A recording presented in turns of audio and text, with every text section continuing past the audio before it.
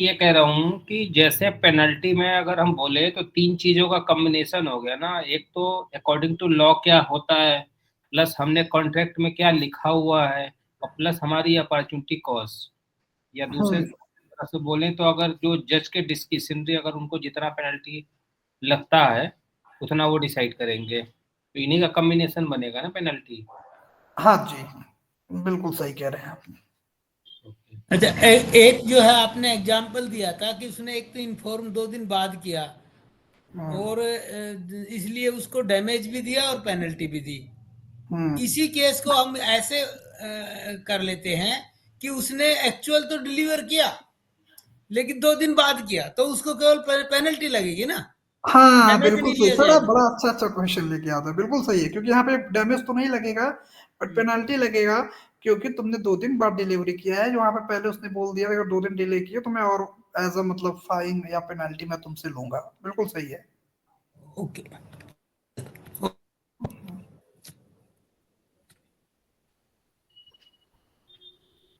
Sir ये तो जो तीनों सेक्शन है ये यूनिवर्सल है ना पूरे कॉन्ट्रैक्ट एक्ट के लिए। बिल्कुल बिल्कुल बिल्कुल यूनिवर्सल है, किसी भी केस में आप लिख सकते हैं, यही तो मैंने बताया। इनका यूज आप किसी भी केस, सॉरी, किसी भी उसमें टॉपिक में कर सकते हैं। तो सर ये क्लियर? तीनों सेक्शन के अलग अलग तीन केस लॉ मिल जाए तो सर अच्छा रहे। हाँ, अब बता रहे हैं, इतना पहले क्लियर है ना? Yes sir, clear.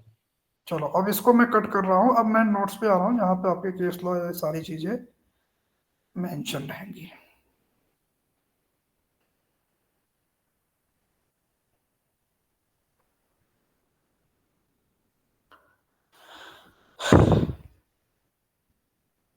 Is it visible? Yes sir, थोड़ा जूम कर देखो, दीजिए। हाँ मैं जूम कर ले रहा हूँ। एक चीज आप ध्यान से ये सब देखना कि मैंने आपको बताया था कि एग्रीमेंट विद माइनर। अच्छा, शुरू से चलते ना, ताकि बीच से कुछ न रहे। तो ये आप सब बताओ कि हमने लास्ट कौन सा, कहाँ, किस पे, ये सब तो हो गए थे। चलो मुझे याद है, मैं बता रहा हूँ। टेलीफोन वाला भी मैंने बता दिया था ना, भगवान दास और गिरधारी लाल। टेलीफोन से एक्सेप्टेंस करना, वॉइस क्लियर नहीं हो तो कुछ नहीं माना जाएगा, याद है? यस। देखो, इम्पॉसिबिलिटी वाला भी मैंने उस दिन डिस्कस कर लिया था, इसके भी केस लॉ हो गए थे।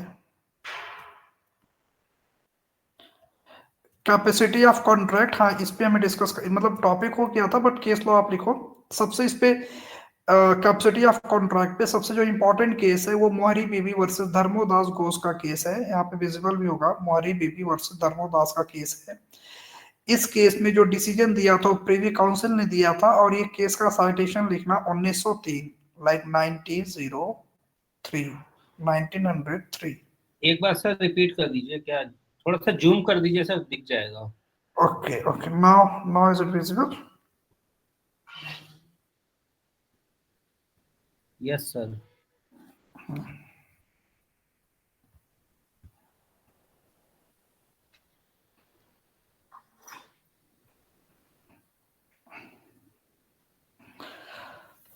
इस केस को आप थोड़ा अच्छे से सुन लेना, इसमें कई सारे फैक्ट हैं। पहला तो ये आपका सेक्शन 10 और 11 के ऊपर है। इस केस में जो डिसीजन दिया गया प्रीवी काउंसिल ने दिया, इसमें डिसीजन जो आया था वो था कि agreement with minor is null and void from ab initio. Agreement with minor is null and void from ab initio. Okay, अब इस केस का फैक्ट क्या था ये समझना, और पहले इतना तो क्लियर है सबको ना? Yes sir. सो केस में ये हुआ था कि जैसे कि एक बच्चा था ना, वो था 15 साल का। ओके, और वो बच्चा था मोहरी बीबी का, और वो बच्चा गया धर्मोदास के पास। और धर्मोदास एक सेठ थे, जो पहले एक लोग थे ना, सेठ पेट होते थे जिनके पास खूब पैसे होते थे, तो उसके पास गया। और बच्चा ने बोला कि धर्मोदास जी मेरे पास एक, हम एग्जांपल लेते हैं 20 बीघा, वैसे इसमें डिस्कस किया गया तो 20 बीघा हम लेते हैं कि, तो उसने बोला मेरे पास 20 बीघे जमीन है, आप इसको ले लो और इसके बदले आप मेरे को कुछ पैसे दे दो।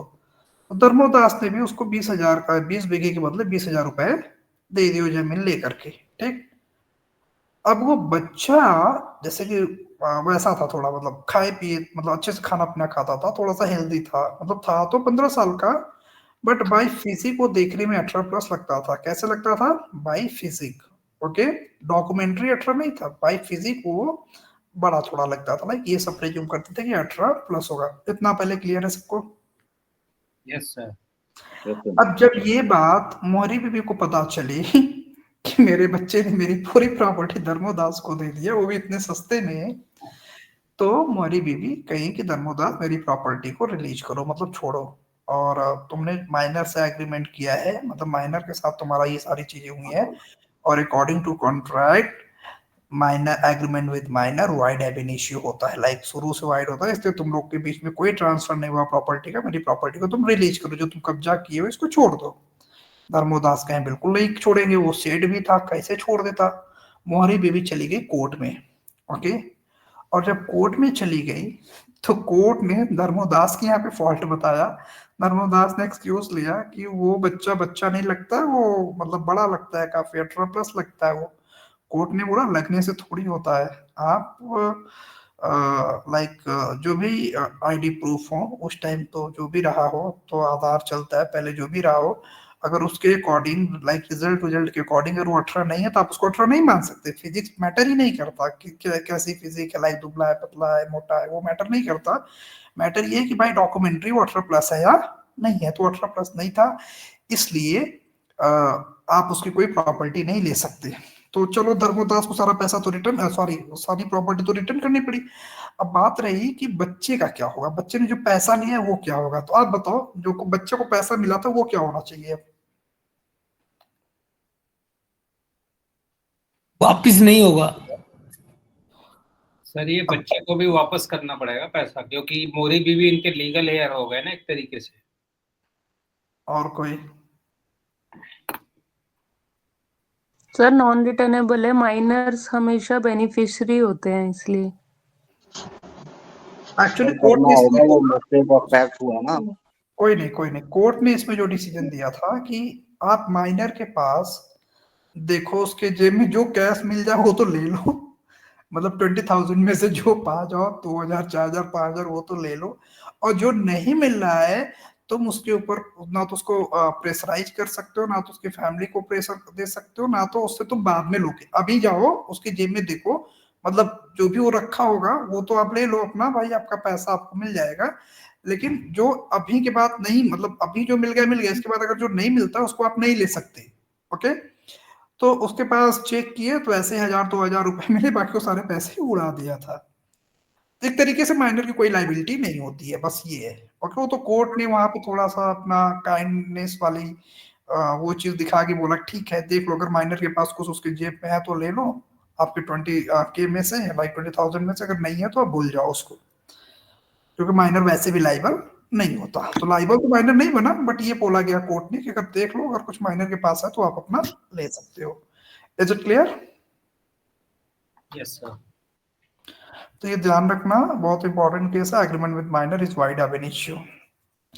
माइनर के अगेंस्ट कोई स्टॉपल नहीं होता, लाइक माइनर किसी भी चीज से कभी बाउंड नहीं होगा, ये ध्यान रखे रहना। Doctrine of restitution. सर हाँ वो जी, पेरेंट्स तो उसके जिम्मेदार होंगे ना? नहीं होंगे ना, क्योंकि पेरेंट्स किए होते तब तो लाइबल होते ना। इस पे सर फॉल्ट उसकी थी ना, धर्मोदास की, क्योंकि तुम एक बच्चे को बेवकूफ बना के उसकी पूरी प्रॉपर्टी लेके थोड़ा सा पैसा दे दी। यहाँ पे क्या, वो नहीं बोल रहा हूँ, इन जनरल अगर मेरा बच्चा कुछ करता है तो सोसाइटी तो मुझे ही आके बोलेगा भाई आपने नहीं संभाला सर इसको। आपका बच्चा अगर कोई नेग्लिजेंट एक्ट करेगा उसके लिए आप लाइबल हो। आपके बच्चे को कोई बेवकूफ बना के आपके बच्चे से मतलब गोल्ड की चीज लेके एक चॉकलेट उसको पकड़ा दे, बाद में आप अपनी गोल्ड की चीज लोगे केस फाइल करके, तो चॉकलेट बच्चा थोड़ी रिटर्न करेगा। तो ऐसा कुछ हुआ था इस केस में। सर अगर माइनर से अगर कोई पैसा ले लेता है उधार आपस में, तो उसका क्या लायबिलिटी होगी, किसकी लायबिलिटी होगी अगर वो बोलते हैं नहीं देंगे तो? देखिए यहाँ पे माइनर दोनों है ना, तो यहाँ पे पेरेंट्स देगा, यहाँ पे बच्चे का वो देगा, फादर देगा उस बच्चे को जिसका बच्चे ने लिया है, क्योंकि यहाँ पे दोनों इक्वल जोन में है। तो एक माइनर दूसरे माइनर को फ्रॉड करेगा तो माइनर के पेरेंट्स बिल्कुल लायबल होंगे, और अगर माइनर के पेरेंट्स के पास मान लेते हैं कुछ नहीं तो जो माइनर ने लिया उसको रिटर्न करना पड़ेगा, क्योंकि दोनों माइनर है ना। सर ये माइनर है तो इसमें ये किसी सेक्शन में तो हमने वैसा पढ़ा नहीं है अभी तक। नहीं है, अरे सर जो हमारा लॉ है ना, लॉ में एक वर्ड मेंशन है, आप बहुत अच्छे शुरू में अगर पढ़ते तो अच्छा रहता, देखते आप कि Indian law is not comprehensive law. Comprehensive मतलब ये लॉ परिपूर्ण नहीं है। A part of law, court has discretionary power to take any decision. आपने देखा भी होगा कि सीआरपीसी में भी सीपीसी में भी एक सेक्शन है, वहां पे इनहेरेंट पावर, इनहेरेंट का मतलब होता है सुओ मोटो, और सुओ मोटो के through supreme court, high court कभी भी किसी भी केस को अपने अंडर में लेके कोई भी डिसीजन देगा, और इफ एनी सुप्रीम और high court given decision beyond the any statute, so that decision is considered as a precedent. वो एक लॉ बन जाता है अपने आप में। प्रेसिडेंट तो सुना होगा ना, प्रेसिडेंट नहीं प्रेसिडेंट। ये क्या होता है सर? वो प्रेसिडेंट मतलब कोर्ट ऑफ रिकॉर्ड का एक ऐसा डिसीजन माना जाता है कि जो सभी लोग उसको मानने के लिए बाउंड होते हैं। देखिए सर, एक्चुअली होता क्या है कि एक हम उस चीज को फॉलो करते हैं जो किसी लॉ में लिखा है, जो किसी स्टैट्यूट में लिखा है, जैसे BNS, CrPC, contract, constitution, family law, और एक हम उस चीज को मानते हैं जिसे सुप्रीम कोर्ट, हाई कोर्ट ने किसी डिसीजन के फॉर्म में कहा है। ओके, जैसे कि आपने किसी सेक्शन में नहीं पढ़ा होगा, preamble is a part of constitution, but it was decided by the Supreme Court in the Keshwanand Bharti case. Preamble is a part of Constitution. So from that day, what we considered as what we considered to the preamble. They consider the preamble is a part of Constitution because it was decided by the Supreme Court of the India, and Supreme Court of the India and High Court of every state is a court of record. So if any decision given by court of the record, so that decision considered as a precedent. Precedent in the sense landmark, okay, मिल का पत्थर, like ये लोग जो decision देती है वो मिल का पत्थर माना जाएगा, लैंडमार्क डिसीजन माना जाएगा, उस डिसीजन को सभी लोग फॉलो करने के लिए, मानने के लिए बाउंड है। Clear sir? ये जो दोनों माइनर होंगे तो इसमें जरूरी नहीं है ना उनके पेरेंट लायबल ही होंगे, ये हो भी सकते हैं। नहीं सर, लायबल होंगे, लायबल होंगे। एक बच्चे दूसरे बच्चे को जैसे मार के मान लेते सर फोड़ दिया, एक बच्चे दूसरे पैसे का पैसा छीन के भाग गया, तो बिल्कुल लायबल होंगे। बट इसका केस तो नहीं कर सकता ना कोई भी, ये तो जनरल एक मोरली बात कर सर सकता। अगर देखिए, अगर छोटा छोटा चीज, चॉकलेट छीन लिया, 2-4 रुपए 10 रुपए छीन लिया, तो ये ट्रिफल होगा। ट्रिफल आप बीएनएस में देखे होंगे कि ऐसी चीजों को कोर्ट एंटरटेन नहीं करेगा। ट्रिफल या स्लाइट हार्म होता है। ट्रिफल केस मतलब जिसमें छोटा मोटा लॉस है। स्लाइट हार्म मतलब जिसमें छोटी मोटी इंजरी, लाइक पैर से पैर का टच हो जाना, हाथ का हाथ से टच हो जाना, कभी कभी ऐसा होता है ना बस में, ऑटो में, मेट्रो में, तो ये सब ट्रिपल हार्म होते हैं, स्लाइट हार्म होते हैं, वहां पे तो कोई एक्शन नहीं होगा। लेकिन एक बच्चे दूसरे बच्चे की गोल्ड की चैन ही लेके भाग गया, क्यों नहीं लायबल होगा? सर इसमें तो ये है कि जैसे बच्चे का एक लीगल गार्जियन है, इसके बिहाफ पे वो एक्शन दूसरे बच्चे के लेगा, यही कॉन्सेप्ट है ना इसका? हाँ बिल्कुल होगा। और किसी को कुछ पूछना है? सो एक डॉक्ट्राइन ऑफ रेस्टिट्यूशन है, छोटा सा, आप देख लीजिए। इस अकॉर्डिंग टू दिस डॉक्ट्राइन ये होगा। सर मेरा एक क्वेश्चन है। हाँ जी सर मैं ये पूछ रही हूँ कि ये जो बच्चा था, इसकी मम्मी ने वो करवाया था, केस किया था, केस फाइल। हाँ जी। तो सर इसके पापा ने नहीं किया, तो इसके पापा थे कि नहीं थे? क्योंकि आफ्टर फादर के बाद अगर डेथ हो जाती है तो वो बेटे की भी होती है प्रॉपर्टी, मदर और बेटे दोनों की होती है ना, उनकी वाइफ की और बच्चे की। माइनर की है। वो फिजिकली दिख रहा था कि वो हट्टा खट्टा है, 18 साल का लग रहा था। लेकिन सर ऐसा आप ये भी तो कह सकते हो ना कि वो जो डॉक्यूमेंट अगर उसने कॉन्ट्रैक्ट भी किए तो ओरिजिनल लेके गया होगा ना। ऐसे तो कोई नकली डॉक्यूमेंट पे 20 बीघे की जमीन पे 20,000 नहीं दे सकता ना सर। घर से तो उसने चुनाए होंगे ना, या उसकी मम्मी की सहमति से लिया होगा। ऐसे तो कोई भी बच्चा कर देगा। एक सेकंड ना, देखो आपको ये ध्यान देना है ना कि जो कोर्ट में चीजें प्रूफ हुई, उसकी मम्मी ने क्या सिखाया क्या क्या वो मैटर ही नहीं करता है। कोर्ट में ये प्रूफ हुआ कि minor sell his property to Dharmodas without the consent of his mother. Okay, तो इसके यहाँ पे कोर्ट ने डिसीजन दिया। उसकी मम्मी ने क्या प्लान किया, कैसे किया, वो मैटर नहीं करता। मैटर ये करता है कि कोर्ट में क्या चीजें आई और कोर्ट में क्या चीजें प्रूफ हुई। तो कोर्ट में ये प्रूफ हुआ कि that property was sold without the consent of child's mother. Clear? Yes sir, ये क्लियर है, लेकिन फिर कोई भी कर सकता है ऐसे तो। हाँ, ये तो तो कोई हर करे, यही तो है एक्चुअली, कोई भी उसके लिए करे भी कुछ उससे होना मैटर नहीं चाहिए, करता। लीगल एक्शन होना चाहिए, चाहे पेरेंट्स ही पेनल्टी क्यों ना बने, अरे आप लीगल सुनो एक्शन होना सुनो चाहिए। देखो, होना बहुत कुछ चाहिए। अभी आपने कुछ नहीं देखा है, अभी आप तो ऐसे ऐसी चीजें देखोगे ना, तो आप तो बोलोगे बताओ क्या ही हो रहा है, आप हिमालय हिमालय में चले जाओगे। होना तो बहुत कुछ चाहिए, लेकिन होगा नहीं। आप पढ़ लो बस, हो गया। इंडियन लॉ ऐसा है ना, पढ़ोगे आपको बहुत अच्छा लगेगा। एग्जैक्टली कुछ भी नहीं होता। आपने देखा साफ साफ कि एफआईआर पुलिस को लिखना चाहिए। आपके अगेंस्ट कुछ हो, आप जाके एफआईआर लिखो। कोई पुलिस नहीं लिखेगा एफआईआर जब तक कि आप कोई सोर्स नहीं लगाओगे, पैसा नहीं दोगे, एफआईआर तक नहीं होगा। आपके सारे स्टैचू, आपसे कोई बदतमीजी से बात नहीं कर सकता, कोई आपकी स्कूटी या बाइक की नहीं निकाल सकता जब पुलिस वाले रोकते हैं। ऑटो निकालेंगे, रोकेंगे, आप बहस करोगे तो गाली भी देंगे। आप कुछ भी नहीं कर सकते। कितने सर वो फेक एफआईआर हो रहे हैं, फेक सर एनकाउंटर हो वो रहे हैं, फेक ऑफेंसेस हो रहे हैं। वो सब बातें छोड़ो, होना बहुत सारी चीजें चाहिए, जा रहे दो सर आप। वकील का एफआईआर नहीं लिखा जाता कभी कभी तो। सर मुझे पता है, बड़े बड़े पॉलिटिशियन का नहीं लिखा जाता, हम वकील तो बड़े छोटे लोग हैं। तो वो तो बात छोड़ दो, होना क्या चाहिए वो तो बहुत तो गुजरात में तो सर कोर्ट ही फर्जी बैठा दिया गया था। और 5 साल तक उसने फर्जी कोर्ट चलाया था। और इंडिया है, इंडिया में बहुत सारी चीजें होनी चाहिए, लेकिन वो होता कुछ नहीं। 3 दिन पहले एक बंदे ने उसने आत्महत्या किया ना, उसने इसमें बोल के डाउरी केस के। अभी अभी आप लोग को पता नहीं होगा, आज बिहार पीसीएस का पेपर था, लीक हो गया पेपर। वहां पे देखो कितना दंगा हुआ पड़ा है। पहले ऐसा कोई पेपर नहीं होता जो लीक ना हो। एसडीएम की पोस्ट भी की है 80-80 लाख रुपए में। ये मैं नहीं बोल रहा हूँ, मैं सोचना मैं बोल रहा हूँ, न्यूज पे मैं देख के बता रहा हूँ आप सबको। और यही नहीं, बहुत ऐसे होता है। आपने ओम बिरला का नाम सुना होगा, उसकी बेटी एक ऐसे आईएएस बनी, बैकडोर, जिसका कोई कॉन्सेप्ट ही नहीं था, बैकडोर के बेस पे वो बन गई आईएएस। अभी वो पोस्टिंग में है राजस्थान में, लाइक जॉब कर रही है। हाँ, ये न्यूज में है। तब ऐसे देखोगे तब तो बहुत कुछ है ज्योति जी। नहीं सर, वो फेक न्यूज थी एक सर, मैंने तो देखी थी, वो बाद में फेक थी। वो क्या सर? जो ओम बिरला की बेटी का जो केस था, हाँ वो फेक थी सर न्यूज ना। सर, वो जॉब में आप गूगल पे करके देखो। नहीं, जॉब में है, लेकिन ऐसा नहीं था जो उसमें लगाया था। वो बेसिकली सर वो फेक न्यूज है सर, वो अपोजिशन ने उसको इस तरह से स्टोरी बनाई है उसको हाईलाइट किया, उसको इस सर। तरह वो से। ऐसा नहीं है लाइक वो। यूपीएससी क्वालिफाई करके वो बनी है आईएएस। हाँ हाँ सर, यूपीएससी क्वालिफाई करके बनी है सर। बिल्कुल सर, सही केस है वो। वो रेलवे में है प्रॉपर, वो कोई और दूसरी सर्विस में नहीं है। नहीं एक्चुअली देखिए यूपीएससी में प्रोविजन है ये विदाउट आपके एक्चुअली होता क्या ना, देखिए बिना आग का धुआं नहीं उठता ना। मान रहे हैं कि जितना दिखाया गया उसको गलत, उतना गलत नहीं थी, लेकिन हाँ कुछ न कुछ फॉल्ट होगी। और जब बड़े लोगों के ऐसे किसी पोस्ट को मतलब पाते हैं तो कहीं ना कहीं लगता है कि इसने कुछ किया है, क्योंकि छोटे छोटे लोग इतने बड़े बड़े एक मैं आपको बताऊं, राजस्थान में जो एजुकेशन सेक्टर है सबसे बड़ा उसको माना जाता है गैम्बलिंग, लाइक बहुत ज्यादा एजुकेशन सेक्टर में फ्रॉड राजस्थान में होता है।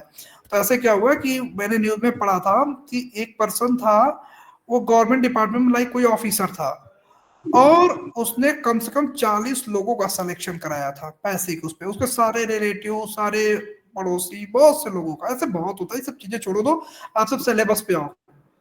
चलो स्टार्ट करें। लास्ट का एक रह गया था ना, बता रहे थे आप। हाँ, डॉक्ट्राइन ऑफ रेस्टिट्यूशन। तो डॉक्ट्राइन ऑफ रेस्टिट्यूशन ये कहता है कि अगर आप माइनर से कोई चीज ले लेते हो और ये प्रूफ होता है कि जिससे आप कोई चीज लिए थे वो माइनर था, और लेने वाला अगर मेजर है, तो लेने वाले के ऊपर डॉक्ट्राइन ऑफ रेस्टिट्यूशन लगेगा। Doctrine of restitution in the sense major has responsibility to return the minor's thing, like minor's का जो भी चीज वो लिया है मेजर, वो चीज मेजर को रिटर्न करना पड़ेगा to the minor. This principle is the doctrine of restitution, like major return करेगा to the minor. Clear? Yes sir. हाँ जी, तो और कुछ पूछना है या नेक्स्ट? इससे पहले जो आपने अभी कराया था कैपेसिटी ऑफ कॉन्ट्रैक्ट में, उसमें लिखा था, मैं पढ़ रही थी, डॉक्ट्रिन ऑफ एस्टॉपल, वो क्या था? एक्चुअली डॉक्ट्राइन ऑफ एस्टॉपल ये होता है ना कि एक बार जो आप कमिट करते हो ना, तो आप उससे रिटर्न नहीं हो सकते। ओके, जस्ट एग्जांपल, जैसे मान लेते हैं कि आपने अपने आप को एक प्रॉपर्टी की बात करते हैं ना, जैसे मान लेते हैं कि आपका एक प्रॉपर्टी है, आप उस पे पोजीशन की हो और वो प्रॉपर्टी आपको आफ्टर 10 इयर्स बाद मिलनी है। कभी कभी विल में ऐसा चीजें मेंशन रहता है कि ये प्रॉपर्टी इस बच्ची को तब मिलेगी जब वो 20 ईयर की हो जाएगी। तो एक तरीके से प्रॉपर्टी उसकी हो गई रहती है, लेकिन उसका ऑन मतलब पोजीशन उसको दे दिया जाता है पहले, लेकिन ऑनरशिप कब मिलेगा? 20 ईयर बाद। ओके, तो आप उसमें पोजीशन में थे और आपने गलत रिप्रेजेंट किया, मान लेते हैं ए को, और आपने बोल दिया कि नहीं मैं इसकी पोजीशन के साथ साथ मैं इसकी ऑनर भी हूँ, और आपने ए को सेल किया। ओके, आपने ए से 10 लाख रुपए ले लिया, और जब आपने ए से 10 लाख रुपए ले लिया तो आप बोल रही हो कि नहीं मैं तो इसकी ऑनर थी ही नहीं, इसलिए तुम्हारा 10 लाख रुपए डूब गया और तुम ये प्रॉपर्टी को खाली करो। ओके, तो लॉ ये कहता है कि जब भी आप किसी को ऐसा बेवकूफ बनाते हो तो आपके ऊपर स्टॉपर लग जाएगा। लाइक आपने अगर एक बार अपने आप को रिप्रेजेंट कर दिया एज अ ऑनर, तो आप ऑनर ही माने जाओगे, और जब भी आपको प्रॉपर्टी मिलेगी तो आपकी वो प्रॉपर्टी उस पर्सन की हो जाएगी जिससे आपने अपने आप को ऑनर रिप्रेजेंट किया था और जिससे आपने 10 लाख रुपए लिए थे। क्लियर? कहने का मतलब है गलत अगर आप रिप्रेजेंट करके किसी को कोई चीज ले रहे हो तो आप उसके लिए बाउंड होगे और उस चीज को आपको उसे रिटर्न, मतलब कोई चीज जिसके लिए आप जो आप बोल करके उसे पैसे लो तो वो चीज आपको वो देना पड़ेगा। ये डॉक्ट्राइन ऑफ एस्टॉपल आपका उसमें भी तो है, टीपीए एक्ट आप पढ़ो उसमें भी आपका एविडेंस है, उसमें भी है। टीपीए में तो पूरा एस्टॉपल पे ही बेस है, क्योंकि वहां तो बहुत सारे प्रॉपर्टी के केस आते हैं। लोग यही करते हैं कि जो प्रॉपर्टी आज उनको मिलने वाला कल मिलेंगे तो आज ही बोलते हैं हमारी है। कभी कभी क्या होता है जैसे कि दादा की प्रॉपर्टी बच्चे को तो मिलती है, नो डाउट, बट बच्चे क्या करते हैं, दादा को छुपा देते हैं, झूठ में कहते दादाजी हमारी नहीं, प्रॉपर्टी हमारी हो गई, प्रॉपर्टी को सेल कर देते हैं, और दादाजी एग्जैक्टली में जिंदा है तो बच्चों को तो तभी मिलेगी ना जब दादा उसके नहीं रहेंगे। ओके, अब हुआ ये कि दादाजी तो जिंदा है और बच्चे ने बोल दिया वो नहीं है इसकी प्रॉपर्टी हमारी है, ये कह के सेल कर दिया। तो जब भी उस ना मतलब दादा के एक्सपायर होने पर बच्चे के नाम प्रॉपर्टी आएगी तो उस बच्चे को पोजीशन और ऑनरशिप दोनों देना पड़ेगा जिसको उसने सेल किया है। क्लियर? फैमिली ट्री भी गलत बना लेते हैं लोग। हाँ जी, क्योंकि उसके ऊपर स्टॉपल लग जाएगा। Estoppel in the sense you are bound for your statement. लेकिन इसमें एक केस आता है, मान लो जिसने प्रॉपर्टी, जैसे आपने दादा का बताया कि उसने झूठ बोल दिया और वो उसकी डेथ डिक्लेयर कर दी, और वो दादा उस प्रॉपर्टी को उसका हिस्सा ही खत्म कर दे विल में, देन व्हाट विल हैपन? वो पैसा उसको रिटर्न करना पड़ेगा विद कंपनसेशन। पैसा तो मूल अमाउंट हो गया, और पैसे वो देगा ना, प्रॉपर्टी तो खत्म होगी ना उसके पास से। हाँ, तो प्रॉपर्टी के नाम इस पोजीशन में नहीं है वो पैसा दे पाए। सर, तो अगर नहीं पैसा जब दे पाता ना तो कोर्ट उसको इंसॉल्वेंट डिक्लेयर करेगा, इंसॉल्वेंट डिक्लेयर करके उसकी सारी प्रॉपर्टी अटैच कर लेगा। उसके पास प्रॉपर्टी तो रही नहीं ना सर। सर क्रिमिनल एक्ट भी तो हो गया ये। एक मिनट मैं बता रहा हूँ। देखिए सर, दो चीज होता है ना, अगर वो प्रॉपर्टी नहीं थी लेकिन खुद की जैसे गाड़ी है, गोल्ड की चैन, कुछ भी ऐसा है, कुछ अगर मिला तब तो उसको रिकवर करके उसका पैसा दिला देंगे। फिर भी अगर उसका पैसा नहीं कवर हो पाया तो उसको इंसॉल्वेंट डिक्लेयर हो जाएगा। इंसॉल्वेंट डिक्लेयर होने के बाद क्या होता है कि उसके नाम पे जब भी कोई चीज आएगी तो उसको गवर्नमेंट ले लेगी, गवर्नमेंट उसको लेकर के वो उसको दे देगी जिसका पैसा था। अरे ये सब बहुत लेंथी प्रोसेस है। आपने सुना तो होगा विजय माल्या मल्टीपल लोगों को इंसॉल्वेंट डिक्लेयर कर दिया गया है, मतलब इतनी सारी चीजें गवर्नमेंट की हैं। सर वो तो मुझे पता है। एक्चुअल विजय माल्या का जो है ना, विजय माल्या तो बाद में देना भी चाहता था, गवर्नमेंट जो है उसको आप जान के कुछ किया, चलो वो तो अलग चीज है सर। हाँ, वो सब बड़े बड़े लोग हैं। सर अब नेक्स्ट क्लास में क्या कराएंगे आप? नेक्स्ट क्लास में सारे केस लॉ जो छोटी छोटी चीजें उनको